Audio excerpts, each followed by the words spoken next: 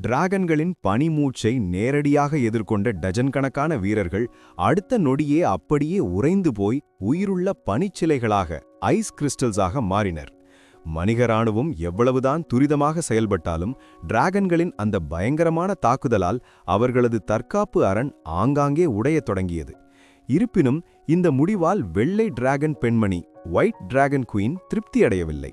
அவளுக்கு மிகுந்த ஆத்திரம் வந்தது. அவளது கணக்குப்படி ஒரே ஒரு பனிமூச்சு தாக்குதலில் குறைந்தது 100கணக்கான எதிரிகளாவது செத்துமடிந்திருக்க வேண்டும். அற்பமான மனித பூச்சிகளே என்று சீறியபடி அவள் ஒரு வெள்ளை புல்டோசரை போல மனித இராணுவத்திற்குள் பாய்ந்தாள். அவளது பிரம்மாண்டமான நகங்கள் தரைப்பகுதியில் ஆழமான பள்ளங்களை உருவாக்கின. வழியில் நின்ற 100கணக்கான வீரர்களை தூக்கி எறிந்தபடி இராணுவத்தின் நடுவே புகுந்து ஒரு சூறாவளியைப் போல துவம்சம் செய்யத் தொடங்கினாள். அறிவற்ற துணிச்சலும் கசப்பான பாடமும். கேரன் அவளைப் போல முட்டாள்தனமாக இராணுவத்தின் நடுவே குதிக்கவில்லை. இதனால் ஆத்திரத்தில் விவேகத்தை இழந்த வெள்ளை டிராகன் பெண்மணி விரைவில் ஒரு கசப்பான பாடத்தை கற்றுக்கொண்டாள். இராணுவத்தின் மையப்பகுதிக்குள் நுழைந்த அவள் ஒரு சேற்றில் சிக்கிய விலங்கைப் போல உணரத் தொடங்கினாள். கவசங்கள் அணிந்த குதிரைப்படை வீரர்கள் அவளைச் சுற்றிலும் சூழ்ந்து கொண்டு தொடர்ந்து தாக்கினர். மூலப்பொருள் ஆற்றல் நிரப்பப்பட்ட கனமான மற்றும் கூர்மையான வாள்கள் அவளது செதில்களின் மீது மோதின. உலோகங்கள் மோதும் அந்த சத்தத்திற்கு இடையே அவளது கடினமான டிராகன் செதில்களில் விரிசல்கள் விழத் தொடங்கின. அவள் தனது நகங்களால் தாக்கும்போதும் வாள் கொண்டு சுழற்றி அடிக்கும்போதும் சில எதிரிகள் தூக்கி வீசப்பட்டனர். ஆனால் அவளால் அனைவரையும் ஒரே நேரத்தில் கொல்ல முடியவில்லை.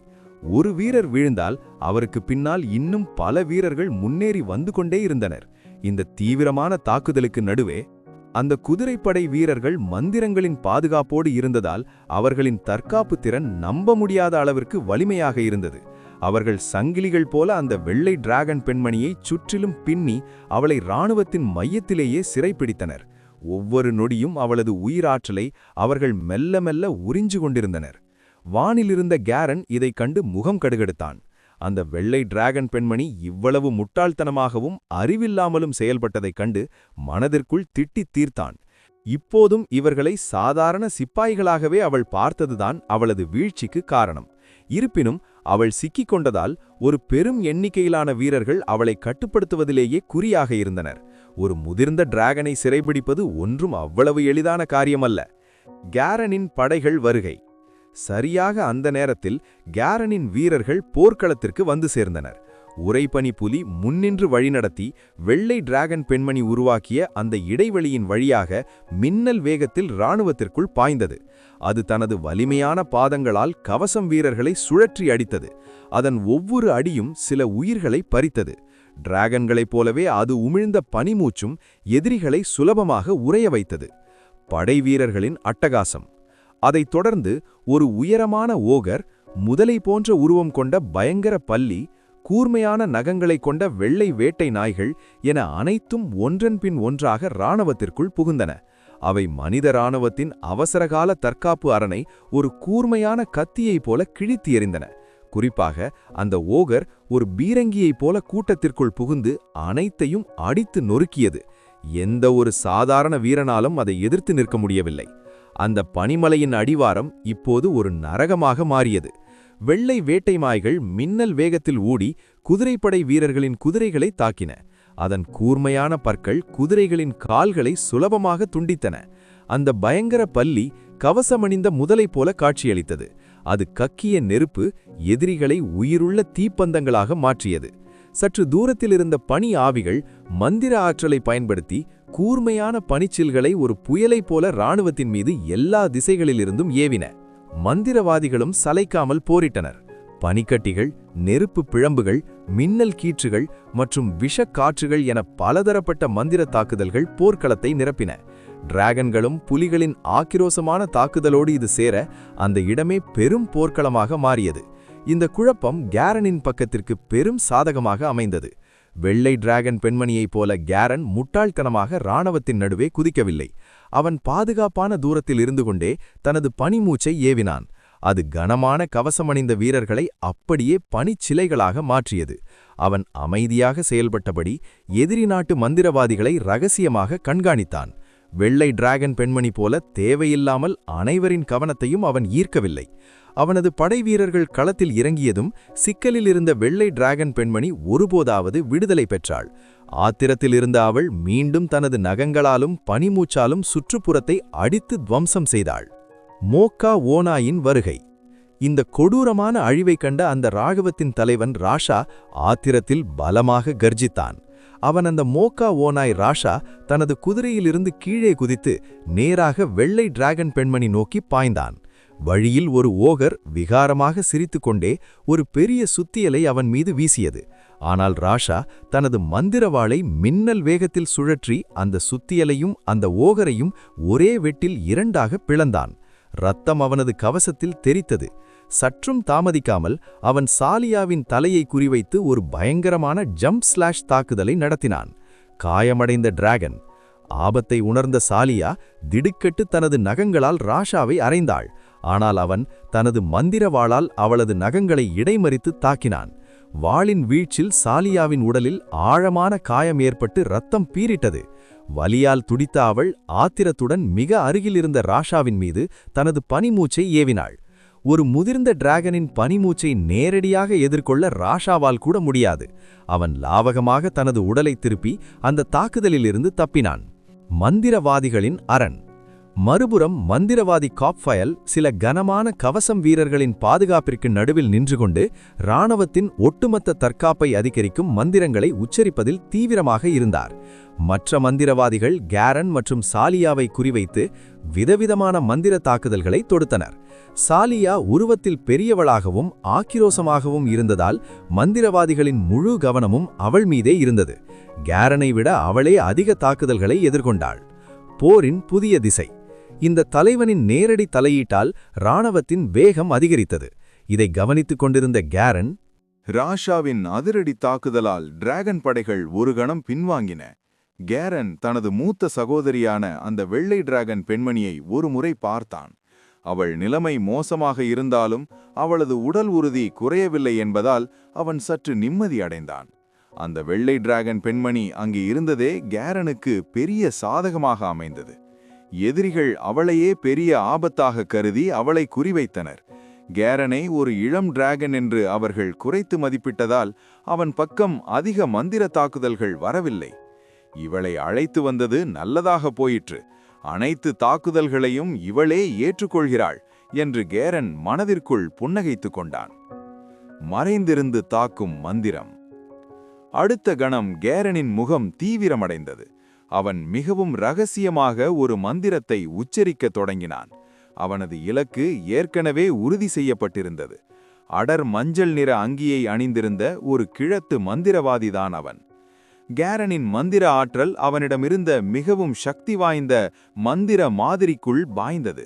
அவன் பயன்படுத்தும் அந்த மாயக்கலை அழிவை தருவதில் பெயர் பெற்றது. குறிப்பாக நெருப்பு மந்திரங்கள். அதில் புகழ்பெற்ற நெருப்பு பந்து மந்திரம் பல மாற்றங்களை கொண்டது.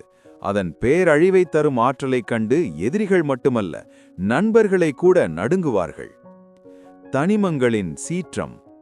கேரனின் ஆழ் மனதில் பதிந்திருந்த அந்த மந்திர சின்னங்கள் மெல்ல மின்னத் தொடங்கின. அவன் மந்திர ஆற்றலை செலுத்த செலுத்த அந்த மந்திரம் ஒரு உருவத்தை பெற்றது. அவனை சுற்றியிருந்த இயற்கை தனிமங்கள் ஆக்ரோஷமாக சுழன்று கேரனை நோக்கி பாய்ந்து வந்தன. ஒரு பிரகாசமான ஒளி அவனது வாய்க்கு அருகே உருவாகத் தொடங்கியது. கேரனின் வெண்ணிற செதில்களுக்கு இடையே செந்நிற நெருப்பு பிழம்புகளும் ஒளிரும் தனிமங்களும் மாறி மாறி மின்னின. அந்த பனிப்போர் மைதானத்தில் சிவப்பும் வெள்ளையுமாக ஜொலித்த அவன் அனைவரது கண்களையும் கவரும் மிக முக்கியமான உருவமாக மாறினான். இராணுவத்தில் இருந்த மந்திரவாதிகள் இந்த அசாதாரண ஆற்றலை உணர்ந்து அந்த இளம் வெள்ளை டிராகனை அச்சத்துடன் பார்த்தனர். கேரன் என்ன செய்கிறான் என்பதை அவர்கள் உணர்ந்து அதை தடுக்க இடைமறிப்பு மந்திரங்களை ஏவுவதற்குள் காலம் கடந்துவிட்டது. கேப்ஃபைலின் எச்சரிக்கை. மந்திரவாதி கேப்ஃபைலின் முகம் இருண்டது. அவர் உரக்க கத்தினார், எச்சரிக்கை, இது அறிவு மந்திர கலையின் ஒரு இடைநிலை மந்திரம். அனைவரும் தற்காப்பிற்கு தயாராகுங்கள். அவரது மந்திரக்கோள் பிரகாசமாக ஒளிரத் தொடங்கியது. அவரும் ஒரு தற்காப்பு மந்திரத்தை அவசரமாக உச்சரிக்கத் தொடங்கினார். ஆபத்தான இதயத் துடிப்பு. மறுபுறம் கேரன் தனது மந்திரத்தை வெற்றிகரமாக முடித்திருந்தான். அவனுக்கு முன்னால் ஒரு சிறிய அடர் சிவப்பு நிற நெருப்பு பந்து தோன்றியது. அது மென்மையாக ஒளிர்ந்தாலும் அதன் மேற்பரப்பில் கரடுமுரடான வெடிப்புகள் இருந்தன. ஒரு இதயத்தைப் போலவே அது சீராக துடித்துக் கொண்டும் அவ்வப்போது விரிவடைந்தும் கொண்டு இருந்தது. அதிலிருந்து வெளிப்பட்ட ஆற்றல் அந்த இடத்தையே அச்சத்தில் ஆழ்த்தியது. இது 4ஆம் வட்ட அழிவு மந்திரமான நெருப்பு பந்து. பொதுவாக 3ஆம் வட்ட நெருப்பு பந்து ஒரு சிறிய பட்டாணி அளவில்தான் இருக்கும். ஆனால் அதுவே பெரும் சேதத்தை விளைவிக்கும். இப்போது கேரனின் கையில் இருக்கும் இந்த கைமுட்டி அளவுள்ள நெருப்பு பந்து அங்கிருந்த மிக வலிமையான வீரர்களையும், இராணுவத்தில் இருந்த மனிதர்கள் அந்த நெருப்பு பந்தை கண்டு நடுங்கினர். அவர்களுக்குள் ஒரு சொல்லனா அபாய உணர்வு ஏற்பட்டது. இதுவரை கடுமையாக தாக்கப்பட்டு வந்த வெள்ளை டிராகன் பெண்மணி, அதாவது ஜாலியா, இப்போது சற்று நிம்மதியடைந்தாள். ஏனெனில் அவளது முக்கிய எதிரியான மந்திரவாதி கேப்ஃபைல் இப்போது அவளை விட்டுவிட்டு கேரனின் மந்திரத்தை தடுப்பதிலேயே தனது முழு கவனத்தையும் செலுத்தி வந்தார். நெருப்பு அனைத்தையும் தூய்மையாக்கும் என்று கேரன் தனக்குள் நினைத்து கொண்டான். அவன் தனது முழு மன ஆற்றலையும் ஒருமுகப்படுத்தி கேப்ஃபைலை தனது இலக்காக நிர்ணயித்தான். இலக்கு: முதன்மை மந்திரவாதி. 50 வயதை கடந்த அந்த முதிய மந்திரவாதியின் முகத்தில் லேசான நடுக்கம் தெரிந்தது. கேரன் தொடர்ந்து சக்தி வாய்ந்த தற்காப்பு மந்திரங்களை பயன்படுத்திய போதே அவர் எச்சரிக்கையாகிவிட்டார். எந்த போராக இருந்தாலும் எதிரி படையின் மிக வலிமையான மந்திரவாதியை முதலில் வீழ்த்துவதே சிறந்த வியூகம் என்பதை கேரன் அறிந்திருந்தான். கேரனின் ஆற்றல் அந்த நெருப்பு பந்தின் மீது படர்ந்தபோது ஒரு கணத்திற்கு நேரம் மெதுவாக நகர்வது போல தோன்றியது. அடுத்த நொடி அந்த நெருப்பு பந்து இருந்த இடத்திலிருந்து மாயமாய் மறைந்தது. குழப்பம் நிறைந்த அந்த போர்க்களத்தின் நடுவே ஒரு நேர்கோட்டில் அந்த நெருப்பு பந்து அழிவு சக்தியுடன் கேப்ஃபைலை நோக்கி பாய்ந்தது. அந்த தாக்குதலில் வெளிப்பட்ட வெப்பமான காற்று அருகிலிருந்த கவச வீரர்களின் கவசங்களுக்குள்ளும் ஊடுருவி அவர்களுக்கு ஒருவித உஷ்ணத்தை உணர செய்தது. மரணமும் மந்திரமும். நேரம் அப்படியே உறைந்துவிட்டது போல தெரிந்தது. கேப்ஃபைல் அந்த நெருப்பு பந்தையே உற்று நோக்கினார். அவரது வலுவான மன உறுதி அவரை பதற்றப்படாமல் காத்தது. இந்த இக்கட்டான நிலையிலும் அவர் ஒரு சிறு தவறு கூட இல்லாமல் தனது தற்காப்பு மந்திரத்தை உச்சரித்தார்.